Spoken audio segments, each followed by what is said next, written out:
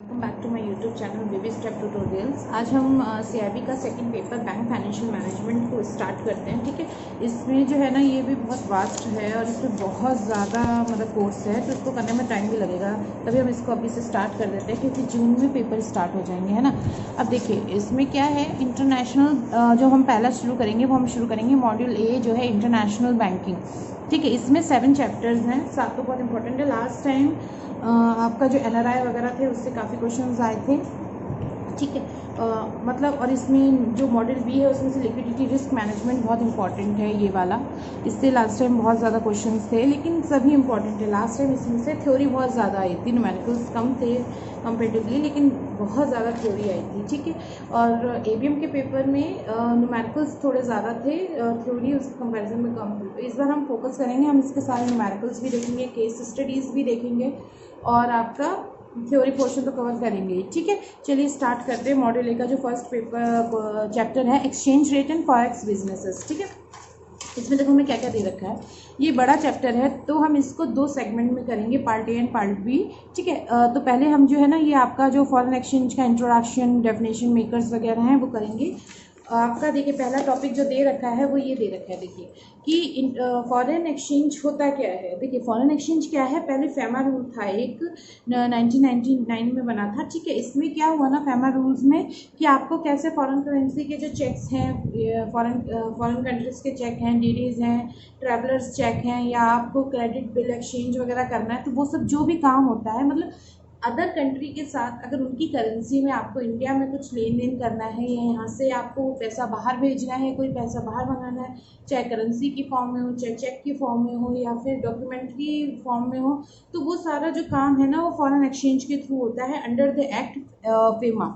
ठीक है, पहले फेरा था, फेरा में बहुत ज़्यादा रिस्ट्रिक्शन थे, उस वजह से हमने फेमा में कन्वर्ट कर दिया जो कि है फॉरेन एक्सचेंज मैनेजमेंट एक्ट। ठीक है, कब इस्टेब्लिश हुआ 1999 में, और इसकी डेफिनेशन वगैरह जो है सेक्शन 2 के अंडर में है। ठीक है, अब इसमें क्या होता है, देखिए आपका जो फॉरेन एक्सचेंज मार्केट होता है, चलिए देखते हैं। फॉरेन एक्सचेंज मार्केट क्या है ना कि compromises a large spectrum of market participants which include individual business entities, commercial and investment bank and central bank। Means क्या बोल रहा है कि फॉरेन एक्सचेंज तो हमने समझ लिया क्या होता है। फॉरेन एक्सचेंज होता है कहाँ पे, ऑब्वियस चीज़ है कि कहीं कोई मतलब इसने फॉरेन एक्सचेंज मार्केट यूज़ किया है, बट ये ऑनलाइन होता है। आप कॉल करते हो डीलर को कि ठीक है सेल बाय बिड हो गया, ठीक है आपका क्या कौन कौन पार्ट्स। अब देखिए ये तो चीज़ ठीक है, हमें समझ में आ गई बिजनेस इसका क्या है, पर पार्टिसिपेट कौन कौन करता है। इंडिविजुअल्स भी हो सकते हैं, बैंक्स भी हो सकते हैं, कमर्शियल एंटिटीज़ भी हो सकती हैं, गवर्नमेंट्स भी हो सकते हैं, तो बहुत सारा है। ठीक है, क्रॉस बॉर्डर भी होता है, मतलब ये इंटरनेशनली है, ग्लोबल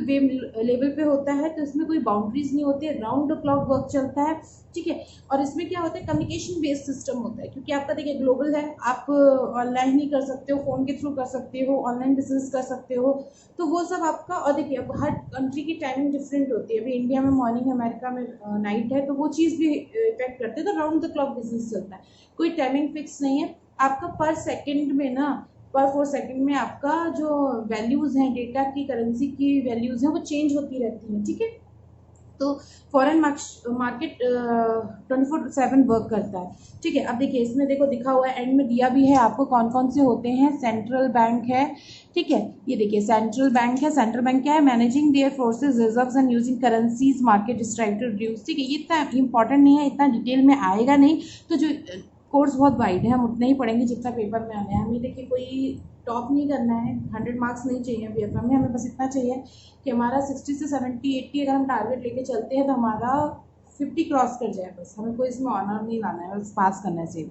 ठीक है ना, तो सेंट्रल बैंक, कमर्शियल बैंक होते हैं, इन्वेस्टमेंट फंड बैंक होते हैं, फॉरेस्ट ब्रोकर्स होते हैं, कॉर्पोरेशन होते हैं। ठीक है ना, तो ये सब हमारा होता है। अब इसके बाद जो हमें दे रखा है वो ये दे रखा है कि क्या है, देखिए वो हमने कैरेक्टरिस्टिक्स जो मैंने बताई थी कि 24 आवर मार्केट होता है, ओवर द काउंटर मार्केट होता है, ग्लोबल मार्केट होता है with no barriers, a market that support large capital and trade flow. Obviously चीज़ है, जब ग्लोबल लेवल पे अलग अलग सेंट्रल बैंक्स, इंडिविजुअल, कमर्शियल लोग इसमें यूज़ करेंगे इसको, इसके थ्रू अपना फंड्स ट्रांसफ़र करेंगे तो बहुत लार्ज कैपिटल फ्लो होते हैं। मतलब एक इंडिया में अगर कोई कंपनीज अपना फंड ट्रांसफ़र कर, मतलब फंड का बिजनेस करने के लिए लिक्विडिटी इंजेक्ट कर रहे हैं, तो सोचिए अब यहाँ पे तो हम पूरी ग्लोब की बात कर रहे हैं, मतलब यूनिवर्सल लेवल पे बात कर रहे हैं, जहाँ डिफरेंट डिफरेंट कंट्रीज़ के बहुत सारे बिजनेस एंटिटीज़ बैंक्स अपना पैसा यूज़ कर रहे हैं, तो बहुत लार्ज कैपिटल हो जाता है, ठीक है ना। हाईली लिक्विड मार्केट है, high fluctuation in currency rate, मैंने बताया ना, हर पर सेकंड आपका जो करेंसी का रेट है वो चेंज होता है, तो वेरी हाई फ्लक्चुएशंस है। Settlement affected by time zone factor, ठीक है ना, ये तो मैंने आपको बताया कि टाइम जोन का फर्क रहता है, 24/7 वर्क करता है, लेकिन सेटलमेंट में उससे इफेक्ट तो आता ही है, ठीक है। Market affected by government policies and controls, अब देखिए इंडिया में आपने फेमा रूल बनाया, अदर कंट्री के उसके हिसाब से रूल्स होंगे और उन रूल्स के अकॉर्डिंग ही आप फॉरेक्स बिजनेस कर सकते हैं। तो फॉरेक्स में क्या हुआ, आपका जो भी गवर्नमेंट की पॉलिसीज या रूल्स हैं आपको उनको बाइट करना पड़ता है, आपको उनके अकॉर्डिंग ही काम करना पड़ता है, ठीक है। आप उसमें कोई वो नहीं कर सकते, ठीक है। अब देखिए क्या है, नेक्स्ट देखते हैं, फैक्टर्स डिटरमाइनिंग जो एक्सचेंज रेट होते हैं वो कौन कौन से होते हैं। देखिए इसमें आपको 3 दे रखे हैं, fundamental reason, technical reason and speculation, ठीक है। स्पेकुलेशन पीछे लिखा हुआ है, देखिए मेरा स्पेकुलेशन, ठीक है ना। तो आपका पहले हम फंडामेंटल रीजन देख लेते हैं। इसमें क्या होता है, ये इंक्लूड करते हैं आपका balance of payment, economic growth rate, ठीक है ना। मीन्स क्या हुआ, फंडामेंटल रीजंस क्या होते हैं, किस चीज़ की हम बात कर रहे हैं, जो एक्सचेंज रेट होता है ना, बिड और सेल आप जिसके थ्रू करते हो, जो एक्सचेंज रेट में डिफर आता है वो किसकी वजह से होता है, कि आपको जो पेमेंट करनी है, अगर आपकी होम करेंसी स्ट्रांग है तो वो सरप्लस में जाएगा, अगर वीक है तो डिफिक्स में जाएगा, तो वो चीज़ होती है कि आपकी करेंसी की रेट क्या चल रहा है, ठीक है। इकोनॉमिक ग्रोथ रेट आपकी कैसी है, फिजिकल पॉलिसीज कैसी है वहाँ पे, कि एक्सपेंसिव पॉलिसीज जो होती हैं कि आपकी हायर रेट है, लोअर टैक्सेस है, कैसा है, तो फिजिकल पॉलिसीज जो गवर्नमेंट पॉलिसीज बनाती हैं तो वो फिजिकल पॉलिसीज कैसी है, मॉनेटरी पॉलिसी कैसी है, आरबीआई जो आपका, जैसे मैं जितना भी बात कर रही हूँ ना वो इंडियन कंटेक्स्ट में बात कर रही हूँ, मैं फॉरेन एक्सचेंज की बात कर रहे हैं, पर हम ग्लोबल लेवल के बैंक्स को लेकर बात नहीं करेंगे, हम सारे जो टर्म्स यूज़ करेंगे वो इंडियन इकोनॉमी के हिसाब से यूज़ करेंगे, आरबीआई की बनाए हुए यूज़ करेंगे, ठीक है ना। तो मॉनेटरी पॉलिसी अपने यहाँ कौन बनाता है, आरबीआई बनाता है, फिजिकल पॉलिसी गवर्नमेंट बनाती है, राइट।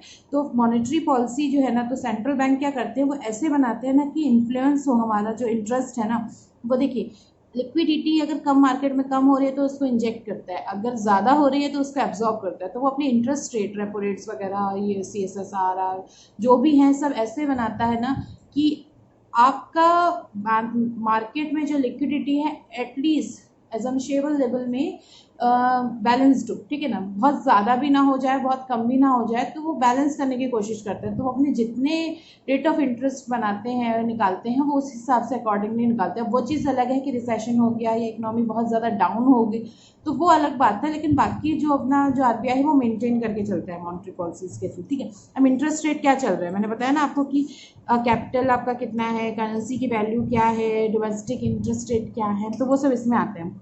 अब पॉलिटिकल इश्यूज क्या हुए, मान लीजिए कई कंट्री में आपका करेंसी तो स्टेबल है, ठीक है, लेकिन आपकी जो पॉलिसीज गवर्नमेंट ने बनाई हैं वो इनस्टेबल है, उनका कोई अपोजिट इफेक्ट पड़ रहा है आपका फॉरेन बिजनेस करने में, कोई ऐसी पॉलिसी बना दी जिससे आपका करेंसी तो स्ट्रांग है, लोग बिजनेस यहाँ करना चाहते हैं, पर कुछ ऐसी पॉलिसी बना दी कि नहीं पैसा यहाँ पे लेके आ गए तो उनको ले जाने में वापस परेशानी होगी, तो कौन पैसा लगाएगा, तो वो इस टाइप की बातें हैं कि कुछ ऐसी पॉलिसीज बना दी जो बिजनेस पे अपोजिट इफेक्ट डाल रहा है, फॉरेन एक्सचेंज बिजनेस पे, ठीक है।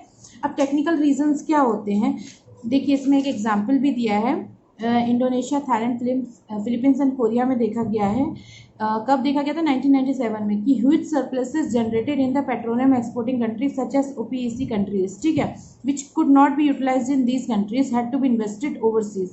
This created huge movement of capital overseas and resultant appreciation of the country for the country which got the inflows of forex, ठीक है ना। तो ये आपका एक बताया गया है कि जैसे क्या हुआ ना, वहाँ पे पेट्रोलियम की वजह से बहुत ज़्यादा एक्सपोर्ट कर रहे थे कंट्री में, ह्यूज सरप्लस जनरेट हो गया, ठीक है। अब इनको क्या हुआ, इनको इन्वेस्ट करना पड़ा ना ओवरसीज में, उसकी वजह से तो करेंसी तो अप्रिशिएट हुई ना उन कंट्रीज की जहाँ पे आपने लगाया, तो उस वजह से इन्फ्लोज हो गया किसका, फॉरेक्स का, तो वो चीज़ यहाँ बात बोल रहे हैं, इतना इंपॉर्टेंट नहीं। टेक्निकल रीजंस बस ये हैं कि जो अनरियलिस्टिक वैल्यू हो जाती है करेंसी, ठीक है, किसकी वजह से, कि आपका एक्सचेंज रेट बहुत वायलेंट कर रहा है, मतलब आपने इतना ज़्यादा आपका सरप्लस हो गया, या आपने जैसे मान लीजिए एक चीज़ ऐसे होगी कि आपके पास पैसा नहीं है, आपको एशियन बैंक या कहीं से उधार लिया आपने, तो आपकी उसका इम्पैक्ट पड़ेगा ना, वो आप पे लगाएंगे तो आप अपनी यहाँ जैसे वो आप पे जो इंटरेस्ट रेट चार्ज करेंगे उसके अकॉर्डिंग आप अपनी डोमेस्टिक लेवल पे इंटरेस्ट रेट चार्ज करेंगे, तो आपका जो करेंसी है वो डेप्रिशिएट करेगी, ठीक है ना। तो ये एक लॉस हुआ। अब मान लीजिए आपने किसी को उधार दे रखे हैं, किसी का अदर कंट्री को, आपने कहा कि मैं इतने रुपए दे रहा हूँ, ठीक है, तुम्हें ज़रूरत है ले लो। अब वो उससे इंटरेस्ट चार्ज करेगा, तो जब वो पैसा आएगा तो हमारी करेंसी अप्रिशिएट होगी, है ना। तो वही चीज़ है कि डेप्रिशिएट और एप्रिशिएट हो रही है हमारी करेंसी, तो उसके वो टेक्निकल रीजंस में आता है कि टेक्निकली कुछ वैसा कर दिया है ना, मूवमेंट वैलेंट हो रहा है तो इस चक्कर में, ठीक है। अब स्पेकुलेशन क्या होता है? स्पेकुलेशन क्या होता है? In expectation that currency will be devaluate the spectral sell short sell the base currency, है ना। मींस क्या हुआ कि लोग जैसे फॉरेक्स बिजनेस कर रहे हैं तो वो स्पेकुलेट करेंगे, है ना। स्पेकुलेशन में देखते रहते हैं, ब्रोकर्स वगैरह होते हैं, फॉरेन मार्केट होता है, स्टॉक वगैरह में होता है, वो वॉच करते हैं। जैसे उन्हें लगता है ना कि प्राइस ज़्यादा गिर रहा है, वो उसको बेच देते हैं, और उन्हें लगता है कि ये प्राइस बहुत घटा हुआ है तो थोड़ा खरीद के रख लेते हैं। तो वही चीज़ है कि स्पेकुलेशन बेस्ड पे चलता है कि वो बहुत ज़्यादा, देखिए कोई बहुत ज़्यादा देर तक इन चीज़ों को स्पेकुलेट करता है तो उसको आइडिया लग जाता है, तो वो डेप्थ और लिक्विडिटी की मार्केट के हिसाब से अपने उसके हिसाब से उनको यूज़ करता है कि कब सेल करना है, कब बाय करना है, तो वो चीज़ होती है, ठीक है। इसके बाद मैंने उसमें बना रखा है नोट्स, तो मैं उससे बढ़ा दूंगी क्योंकि बुक में फिर मेरे को एक एक मार्क करना पड़ेगा कि क्या क्या इंपॉर्टेंट है, क्या क्या नहीं है, ठीक है। चलिए उसको लिख लेते हैं कॉपी से। अब देखिए हम एक्सचेंज रेट मैकेनिज्म देखेंगे, ठीक है। तो एक्सचेंज रेट मैकेनिज्म क्या है? रेडी और कैश मीन्स क्या हुआ? रेडी और कैश का मीन्स क्या हुआ कि सेम डे ट्रांजैक्शन हो रही है, मतलब डील जो है ना वो आपकी सेम डे हो रही है, ठीक है। अब नेक्स्ट आपका दे रखा है टर्म। टर्म मीन्स क्या हुआ कि जो आपकी सेटलमेंट है ना वो आपका नेक्स्ट वर्किंग डे हो रहा है। लेकिन आप समझ रहे हो, टर्म मीन्स क्या हुआ? टुमारो, टुमारो हो गया ना, तो टुमारो मीन्स नेक्स्ट डे। तो जो आपकी अगर सेटलमेंट हो रहा है वो नेक्स्ट डे प्लेस कर रहा है आपकी date of the deal, deal जो है ना, डील ऑफ द डे, तो फिर आपका वो टर्म होगा, ठीक है ना। अब क्या हुआ ना कि अगर हॉलीडे पड़ रहा है किसी कंट्री में, देखिए एक बात लिखिए, if holiday then in any country the settlement day will be the next working day, ठीक है ना। मीन्स क्या हुआ, देखिए रेडी और कैश में क्या हो गया? सेम डे डील हो गया। अभी हमने करा बिजनेस, हमने आज ही पेमेंट कर दी, हमारा सेटलमेंट हो गया। टर्म में क्या हुआ? हमारी सेटलमेंट हो गई, हमने कहा कि हम आपको कल पर पे करेंगे। कल का मीन्स ये नहीं है कि कल हॉलीडे है तो पे हो गया, नो, नेक्स्ट वर्किंग डे है। जैसे अपन बैंक में बोलते हैं ना कि नेक्स्ट वर्किंग डे में आपका ये काम होगा, तो वही चीज़ नेक्स्ट वर्किंग डे जो भी होगा, अगर हॉलीडे है तो उसके नेक्स्ट वाला डे नेक्स्ट वर्किंग डे अगर है तो वो नेक्स्ट वर्किंग डे में काउंट हो जाएगा। तो हमारा सेटलमेंट आज हो गया, डील हमने कर ली आज, हमने कहा कि हम कल नेक्स्ट वर्किंग डे में पे करेंगे। तो वो जो टर्म हम यहाँ यूज़ करते हैं एक्सचेंज रेट के लिए वो होता है टर्म। टर्म मीन्स टुमारो, ठीक है, राइट। अब नेक्स्ट स्पॉट। स्पॉट क्या हो गया? सेकेंड वर्किंग डे, ठीक है ना। मान लीजिए टुमारो आपका नहीं, ठीक है, टुमारो नहीं बैठेगा मेरा, मैं उसके आगे रखूंगा, तो आपका नेक्स्ट वर्किंग डे हो गया ना। नेक्स्ट वर्किंग डे में क्या हुआ? Settlement of fund take place on the second working day, ठीक है। जिससे जब भी आपने डील की उसके सेकेंड वर्किंग डे जो भी पड़ेगा, एक दिन छोड़ के नेक्स्ट डे, तो वो आपका स्पॉट होता है। अब नेक्स्ट है आपका फॉरवर्ड। फॉरवर्ड में क्या हुआ कि आपने, देखिए सेम डे की बात होगी, नेक्स्ट डे की बात होगी, 2 डेज की बात होगी। अब एक टाइम होता है कि नहीं हम अभी नहीं कर रहे हैं, हम 4 दिन बाद करेंगे, 1 मंथ बाद करेंगे, आपको नहीं पता कि अभी कब आपको रखना है, या फिर आपने पहले से प्री डिसाइड कर लिया कि हम 2 3 4 किसी भी मंथ में रखेंगे। तो मतलब सेकेंड वर्किंग डे के बाद नेक्स्ट जो भी डे पड़ेगा, चाहे थर्ड डे भी हो, तो आप उसको फॉरवर्ड बोलते हो, ठीक है। जिस दिन फंड्स का डिलीवरी सेटलमेंट के बाद आपका फंड्स का डिलीवरी प्लेस करते हो आप उसका, तो वो फॉरवर्ड कहलाता है, ठीक है। स्पॉट डेट के बाद, जो भी स्पॉट डेट के बाद नेक्स्ट डे पड़ता है वो आपका फॉरवर्ड कहलाता है, ठीक है।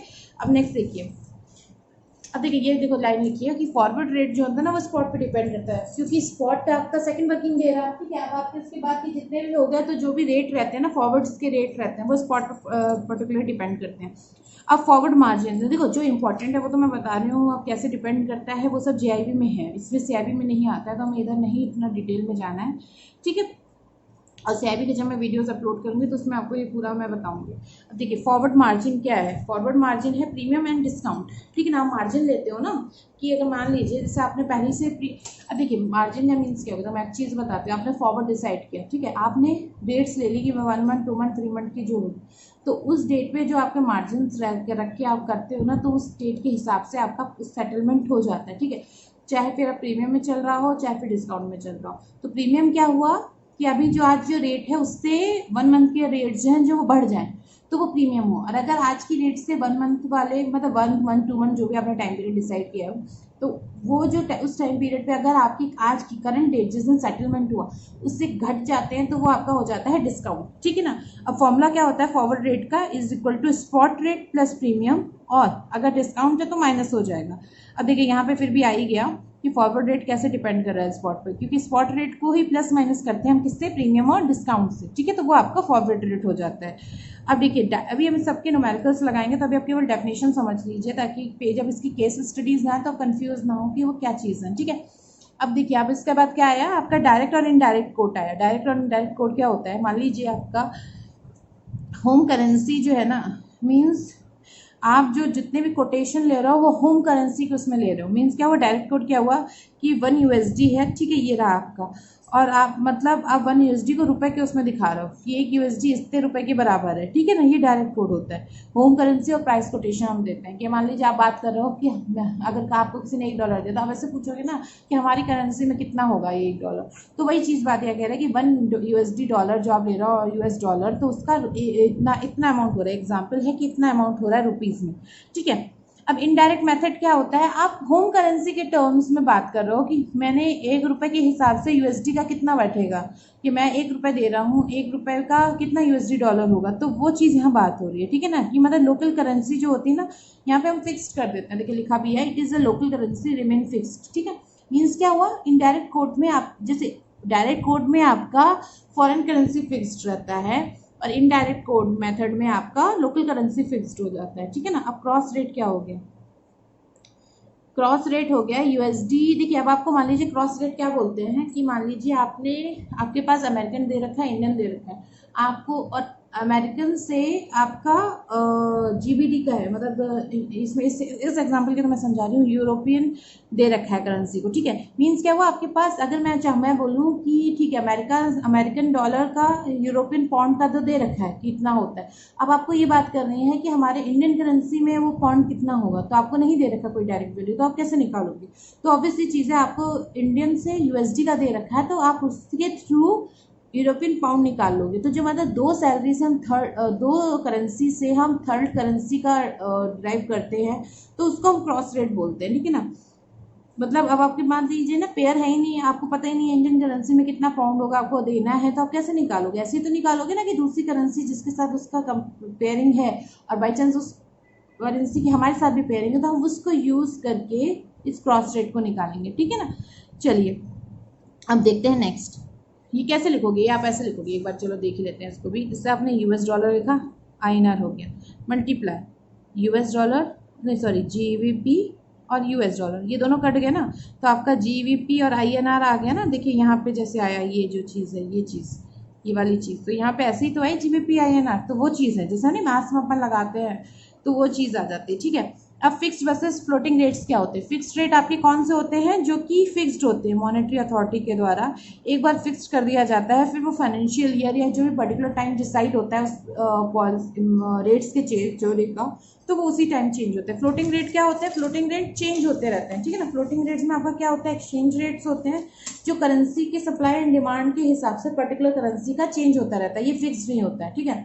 अब बिड एंड ऑफर रेट्स क्या होते हैं, बिड और ऑफर रेट्स क्या होते हैं, bid is buying rate, offer is selling rate, आपको ऐसे याद रखना है, ठीक है। आप ऑफर कर रहे हो, बिड क्या कर रहे हो, बी मीन्स देखिए बाय है, सीधी सी बात है, बी आ गया तो आपको बाय मानना है, याद करने का तरीका बता रही हूँ। ऑफर में देखिए अगर ऑब्वियस सी चीज़ है, दो ही पॉइंट होते हैं, बाइंग और सेलिंग, और अगर बिड आप बोल रहे हो तो बी या बाइंग, या तो लिखा होगा बाइंग रेट्स में है या फिर लिखा होगा बिड आप इतने पे कर रहे हो, तो ऑब्वियसली चीज़ है, बी आ गया आपको बाय मानना है, और अगर सेल आ गया, ऑफर्ड या सेलिंग कुछ भी है तो वो मानोगे, बी बस याद रखो, बाकी ऑफर्ड आपको खुद ही समझ में आ जाएगा। नेक्स्ट टर्म जो ऑफर्ड है, चेन रूल क्या है, चेन रूल क्या होता है कि कंपैरिजन होता है, रेशियोज होता है डिफरेंट करेंसी के, एक के साथ एक आप इक्वेशन बनाते चले जाते, ठीक है ना, कि इसका ये है, इसका ये है, इसका ये है, ऐसे करके आप क्रॉस रेट जैसे तीन ही का कर रहा है इसमें आप बनाते चले जाते हो, तो वो हो गया कि टू क्वांटिटीज का बीच में करना है जो एक दूसरे से लिंक्ड होती है ना। चेन रूल वो होता है कि एक से करा फिर दूसरे से निकाल लिया, उसके थ्रू तीसरे से निकाल लिया, तो वो चीज़। अब परसेंट और पर माइल क्या होता है, देखिए ये कोई बात नहीं, परसेंट तो पर 100 और पर माइल इज एवरी 1000, ये तो नॉर्मल, ये हमने इसलिए लिखा ना, ये आगे क्वेश्चंस में यूज होगा, तो इसलिए आपको पता होना चाहिए, इसलिए बस हम एक बार बता दे रहे हैं। वैल्यू डेट क्या होती है, वैल्यू डेट क्या हुई कि date of settlements of fund और actual transaction take place is from known as value date means क्या हुआ, आज हमारा सेटलमेंट हो गया, ठीक है, लेकिन हमने फंड्स ट्रांसफर किए परसों, तो हमारी वैल्यू डेट कौन सी होगी, परसों की होगी। आपका ये तो शो करेगा कि आपने जो डील था वो इस दिन करा डील, लेकिन आपका फंड्स ट्रांसफर जिस दिन हो रहे हैं, जिस दिन आपका एक्चुअल ट्रांजैक्शन प्लेस्ड हो रहा है, तो उसको हम बोलते हैं वैल्यू डेट। बैंक्स में नहीं लिख के आता है वैल्यू डेट कि आपको चेक तो इतनी तारीख को मिला, ठीक है, इतनी तारीख का चेक है, लेकिन वैल्यू डेट क्या है, जिस दिन वो ट्रांजैक्शन, उस चेक को हमने सिस्टम में नेगोशिएट कर दिया है ना, यूज कर दिया उस चेक, तो वो चीज हमारी हो गई ना, वो वैल्यू डेट होती है। तो वही चीज यहाँ पे बोल रहा है कि वैल्यू डेट क्या होती है, ठीक है। और आर्बिट्रेज इन एक्सचेंज क्या होता है, आर्बिट्रेज मीन्स क्या होता है, मीडिएटर। तो आर्बिट्रेज क्या करता है, एक मीडिएटर होता है मार्केट में जो बाइंग एंड सेलिंग करता रहता है। कैसे बाइंग एंड सेलिंग करता रहता है, जैसे उसने देखा कि यहाँ पे, जैसे मान लीजिए एक चीज समझ लीजिए, आपने इंडियन करेंसी आपके पास खूब सारी है, ठीक है, आप क्या ना करते हो कि इस करेंसी में करा, उस करेंसी से उसका प्राइस बढ़ा, तो उस करेंसी का फिर इधर लगा दिया, तो उस टाइप से ना आप करेंसीज में डिस्परेंसीज लाते हो, मतलब ऐसे अपना करेंसी और ऐसे फंड इन्वेस्टमेंट कर रहे हो कि आपको तो प्रॉफिट हो ही रहा है, ठीक है, ऑब्वियसली प्रॉफिट हो रहा है, इस तरह से कर रहे हो। वो क्या करेगा कि 2 से 3 मार्केट में, 4 मार्केट में वो पैसा इस तरीके से लगाएगा, बाइंग और सेलिंग खुद से ऐसे करेगा कि एक्सचेंज रेट्स जो है ना, उसमें डिस्क्रिपेंसीज आनी शुरू हो जाती है, और वो उस डिस्क्रिपेंसीज के थ्रू ना अपना जो इंटरेस्ट, उससे जो पैसा कमाता है ना, वो चीज़ जो है ना, वो आर्बिट्रेज कहलाती है। मेडिएटर का काम करता है, मेडिएट करता है, इधर से उधर पैसा इधर उधर करना, ताकि डिफरेंट डिफरेंट मार्केट्स में, जिससे कि आपके एक्सचेंज रेट डिफर करें और आपको उससे प्रॉफिट हो, ठीक है ना, वो चीज़। नेक्स्ट क्या दे रखा है, चलिए देखते हैं। नेक्स्ट हमें दे रखा है फिल इन द ब्लैंक्स आ गए हैं, ठीक है। अब इसके नेक्स्ट के जो टॉपिक्स हैं वो मैं आपको बाद में कराऊंगी, इस वीडियो में इतना ही करेंगे, क्योंकि इसमें दो पार्ट कह रही थी, मे बी 3 और 4 पार्ट बन जाए, क्योंकि बहुत बड़ा है, और आपको इसमें न्यूमेरिकल्स भी हैं, केस स्टडीज भी हैं, ठीक है। एक बार फिल इन द ब्लैंक्स देख लेते हैं। Main factor affecting exchange are technical, fundamental and speculation बताया था, इसमें फंडामेंटल फिल करना है, हम फिल इन द ब्लैंक्स नहीं देखना एक्चुअली। हमें जो फिल इन द ब्लैंक्स के जो 4-5 पॉइंट बन गए, उनको बस रिवाइज कर लेंगे जो हमने पीछे पढ़ा, ठीक है।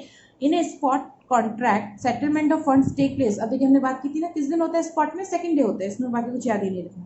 अब देखिए थर्ड क्या है, if the currency is cost list in forward it is set to be premium. देखिए अगर मैंने क्या बोला, अगर आपकी आज की डेट से ज़्यादा हो रहा है तो फॉरवर्ड होता है प्रीमियम में, और फॉरवर्ड में, ठीक है, मतलब फॉरवर्ड में अगर आपके आज की करेंसी की डेट से ज़्यादा हो रहा है तो वो प्रीमियम होता है, और कम होता है तो वो क्या होता है, डिस्काउंट होता है। चलिए नीचे ये लाइन भी आ गई, 4th पॉइंट था। अब date of settlement is known as value date, ठीक है, ये भी हमने अभी पढ़ा। Rate at which the quoting party is ready to buy the currency is called bid rate, ठीक है ना, मीन्स जो कोटिंग पार्टी है, जिस पार्टी को आप बेच रहे हो, जो खरीदने को तैयार हो गई है, बाय कर रही है, तो उसको क्या बोलते हैं, बिट रेट बोलते हैं, ठीक है, बिट या बाइंग रेट, ठीक है। चलिए इसके साथ मैं इधर आपका ये टॉपिक फिनिश कर रही हूँ। Foreign exchange dealing room operations जो है ना, ये मैं इसका जो नेक्स्ट वीडियो प्रोवाइड कराऊंगी, उसमें हम पढ़ेंगे, ठीक है। Thank you so much for watching this video. अगर कोई भी डाउट है, कुछ भी क्लियर नहीं हो रहा है, तो मेरे को कमेंट सेक्शन में पूछ सकते हो, ठीक है, या कोई सजेशन देना है, कोई इशू रहा हो इसको समझाने में, तो वो मैं दोबारा भी कर सकती हूँ। जब मैं नेक्स्ट पार्ट 2 बनाऊंगी तो उसमें मैं उसको दोबारा से इलाबोरेट कर दूंगी, तो आप मेरे को बता देना, ठीक है। Thank you so much.